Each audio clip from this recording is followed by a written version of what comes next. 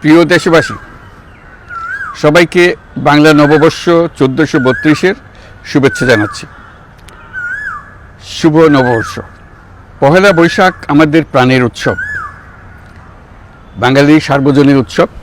পুরো পৃথিবীতে যেখানে যেখানে বাঙালিরা আছেন, আজ আমাদের সবার আনন্দের দিন, বর্ষবরণের দিন। বাংলা সাল গণনা শুরু হয়েছিল কৃষিকাজের সুবিধার জন্য, ফসলি সন হিসেবে। এখনও এদেশের কৃষকরা বাংলা তারিখের হিসেবেই বীজ বোনেন, ফসল তোলেন। বাংলা নববর্ষের এক অবিচ্ছেদ্য অংশ হালখাতা। এখনকার আধুনিক সময়েও এখনও এই হালখাতার ঐতিহ্যকে ধরে রেখেছেন বাংলাদেশের হাটে বাজারে, শহরে বন্দরে। নববর্ষের বৈশাখী মেলায় বাংলাদেশের জেলায় জেলায় উদ্যোক্তারা সারা দেশে ঐতিহ্যবাহী শীতল পাটি, মাটির হাঁড়ি পাতিল, খেলনা, হাত পাখা ইত্যাদি তৈরি করে নিজেদের সৃজনশীলতাকে তুলে ধরেন এই দিনকে উপলক্ষ করে। বাংলাদেশের সংস্কৃতি ও ঐতিহ্য রক্ষায় এবং একে এগিয়ে নিয়ে যেতে আমাদের সবাইকে সক্রিয় ভূমিকা রাখার জন্য অনুরোধ জানাচ্ছি। আমাদের এইসব ঐতিহ্য যেন আমাদের নিজেদের মধ্যে সীমাবদ্ধ না থাকে, আমাদের সংস্কৃতি যেন আমরা ছড়িয়ে দিতে পারি বিশ্বের দরবারে। বছরের এই দিনটিতেই আমরা সুযোগ পাই আমাদের সুদীর্ঘ ঐতিহ্যকে নতুনভাবে নতুন প্রজন্মের কাছে উৎসবমুখর পরিবেশে তুলে ধরতে এবং পৃথিবীর সামনেই তুলে ধরতে।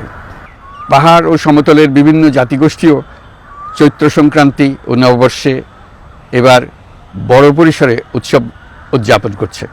পহেলা বৈশাখ সম্প্রীতির দিন, মহামিলনের দিন, আজ সবাইকে আপন করে নেওয়ার দিন। এবারের নববর্ষ নতুন বাংলাদেশের প্রথম নববর্ষ। আসুন আমরা বিগত বছরগুলোর গ্লানি, দুঃখ, বেদনা, অসুন্দর ও অশুভকে ভুলে গিয়ে নতুন প্রত্যয়ে, নতুন উদ্যমে সামনের দিকে এগিয়ে চলি। চলুন নতুন বাংলাদেশ গড়ে তুলি। 24-এর গণ অভ্যুত্থান আমাদের সামনে বৈষম্যহীন বাংলাদেশ গড়ে তোলার সুযোগ এনে দিয়েছে।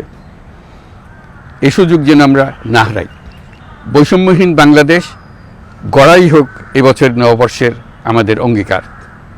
আমি নববর্ষের সকল আয়োজন ও উদ্যোগের সাফল্য কামনা করছি। নববর্ষ 1432 আমাদের সবার জন্য শুভদিনের সূচনা করুক।